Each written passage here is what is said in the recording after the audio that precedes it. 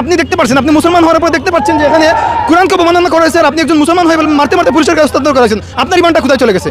পবিত্র কোরআন শরীফকে হাতে নিয়ে সেটা মাটিতে ছুঁড়ে ফেলে এবং পা দিয়ে লাথি মারে এবং ছিঁড়ে ফেলে।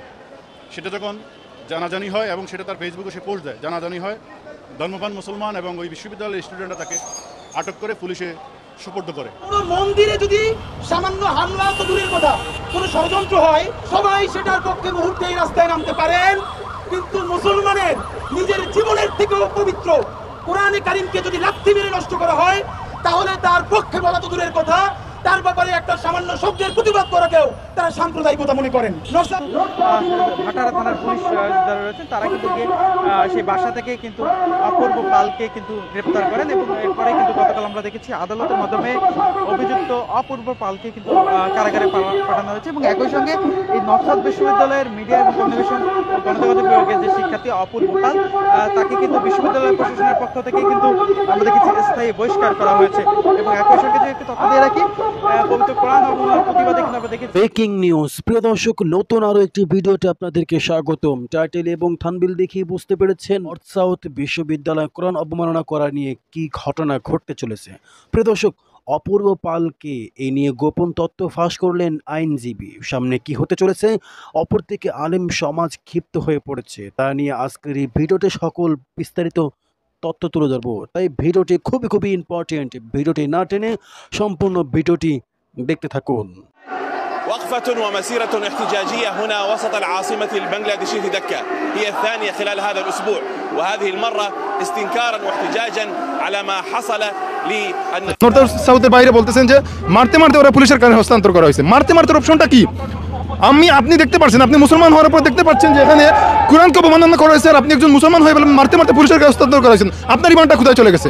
আপনার ওই ইন্টেনশন থাকা দরকার ছিল, তাকে একবারে মেরে ফেলবেন, তাকে একবারে দুনিয়া থেকে কতল করে ফেলবেন। প্রত্যেকটা জায়গায় বলেন, প্রত্যেকটা স্থানে বলেন, প্রত্যেকটা দেখা গেছে দাবি আদায় করতে হচ্ছে, দফা আদায় করা যাচ্ছে। সবাই এখন দফা আদায় করে চিল্লিয়ে ঠিক বলে ফেলতেছেন আমাদের দফা এখানেই শেষ, তার কোনো বিচার হবে না। আপনি লিখিত রাখেন এই যে এখানের দফা শেষ হয়ে যাচ্ছে, এখানে আন্দোলন শেষ হয়ে যাচ্ছে, পরবর্তীতে তার কোনো বিচার হবে না, তার বিচারটা এখানেই শেষ।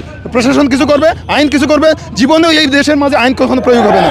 আমার আরেকজন ভাই বলে গেছেন যে ইসলামিক আইন দেখে আপনি চান তাকে হত্যা করে ফেলবে। আপনি ইসলামিক আইন পাইলেন কই? এদেশে কি শরিয়া আইন আছে যে ইসলামিক আইনে ওকে বিচার করবে? তো আমরা যে কথাগুলো বলি, যে আদেশগুলো দিই, আমরা জানি না আসলে কোন সিস্টেমের মধ্যে আছি। আমরা সবাই চাই যে সিস্টেমের মধ্যে ঢুকে ইসলামী আইন পরিচালনা করবে, জীবনে এটা হবে না। আপনাকে খেলাফা চাইলে বা এইসব আইন চাইলে আপনাকে নিজেই এইসব আইন প্রয়োগ করতে হবে। আগে এক দুইটা আইন প্রয়োগ করে দেখেন, দেশ পরিবর্তন হয়ে যাবে। আমরা তর্কের খাতিরে ধরেও নেই, আমরা তো আর শাহবাগী না, আমরা তো শাহবাগ তন্ত্র কায়েম করবো না। কোনো মন্দিরে যদি সামান্য হামলা তো দূরের কথা, কোনো ষড়যন্ত্র হয়, তাহলে বাংলাদেশের বিশ্ববিদ্যালয়ের শিক্ষক, এনজিওবাদী থেকে শুরু করে সবাই সেটার পক্ষে মুহূর্তেই রাস্তায় নামতে পারেন, কিন্তু মুসলমানের নিজের জীবনের থেকেও পবিত্র কোরআনে কারিমকে যদি লাথি মেরে নষ্ট করা হয়, তাহলে তার পক্ষে বলা তো দূরের কথা, তার ব্যাপারে একটা সামান্য শব্দের প্রতিবাদ করাকেও তারা সাম্প্রদায়িকতা মনে করেন। নর্থ সাউথ বিশ্ববিদ্যালয়ের মতো একটা জায়গায় একজন শিক্ষার্থী যেই অবমাননাটা করলো, আমি অবাক হই। আমরা মাঝে মধ্যে বলি যে আমাদের এখানে ধর্মপ্রাণ মুসলমান মাঝে মধ্যে অনেক কিছু বোঝে না, মাঝে মধ্যে তারা অনেক কঠিন ভাষার কথা বলে ফেলে, কিন্তু আমি অবাক হই এইরকম জঘন্যতম কাজ করবার পর বাংলাদেশে আলেম সমাজের পক্ষ থেকে, ধর্মপ্রাণ মানুষদের পক্ষ থেকে যে রিয়াকশন হওয়ার কথা ছিল, তারা তার কিছুই করেন না, তারা সংযমের পরিচয় দিয়েছেন। এবং দুঃখজনক ধর্মাবলম্বী মুসলিমদের জন্য যেটা এই আসামি অপূর্ব পাল, তিনি একজন হিন্দু ধর্মাবলম্বী। গত 4/10/2025 তারিখে তিনি একটা ইউনিভার্সিটির জার্নালিস্ট বিভাগের স্টুডেন্ট, সেটা হচ্ছে নর্থ সাউথ ইউনিভার্সিটি। সেই নর্থ সাউথ ইউনিভার্সিটির করিডোরে গতকালকে পবিত্র কোরআন শরীফকে হাতে নিয়ে সেটা মাটিতে ছুঁড়ে ফেলে এবং পা দিয়ে লাথি মারে এবং ছিঁড়ে ফেলে। সেটা যখন জানাজানি হয় এবং সেটা তার ফেসবুকে সে পোস্ট দেয়, জানাজানি হয়, ধর্মপ্রাণ মুসলমান এবং ওই বিশ্ববিদ্যালয়ের স্টুডেন্টরা তাকে আটক করে পুলিশে সুপর্দ করে। এই আসামির পক্ষে আজকে কোনো আইনজীবী দাঁড়ায় নেই, কোনো আইনজীবী তার জামিন মুভ করে নাই। আমরা বিজ্ঞ আদালতকে অবহিত করেছি। আমরা যেহেতু আসামি গতকালকে ফিজিক্যাল অ্যাসল্টের শিকার হয়েছেন অন্য সাধারণ ছাত্র জনতার আঘাতে, সে সুস্থ হোক, সুস্থ হওয়ার পরে আমরা তাকে রিমান্ডে নিয়ে জিজ্ঞাসাবাদ করব। কেন এই আসামিকে রিমান্ডে নিব? কারণ আপনারা জানেন সবে মাত্র হিন্দু ধর্মাবলম্বীদের পূজা শেষ হয়েছে, সবচেয়ে বড় যে পূজা, সেই পূজা শেষ হয়েছে এবং বাংলাদেশে সরকার বর্তমান নির্বাচনমুখী। এই সময়ে এই হিন্দু মুসলিমের দাঙ্গা বাঁধানোর কোনো পরিকল্পনা আছে কিনা বা রাষ্ট্রের কোনো ষড়যন্ত্র আছে কিনা, নির্বাচনকে ভিন্ন খাতে প্রবাহিত করার জন্য এবং কোনো অপ্রীতিকর ঘটনা ঘটানোর জন্য এবং হিন্দু মুসলিমের দাঙ্গা বাঁধিয়ে রাষ্ট্রকে অস্থিতিশীল করার জন্য কোনো পরিকল্পনা রয়েছে কিনা সেই বিষয়ে আমরা দেখেছি এদেশে রাস্তায় ওই স্টুডেন্টরা যখন ওরা আন্দোলন করেছে, ওরা রাস্তায় নামাজ পড়েছে, জামাত আদায় করেছে, ওরা ইসলামের শাসন চেয়েছে, ওরা কোরআনের শাসন চেয়েছে।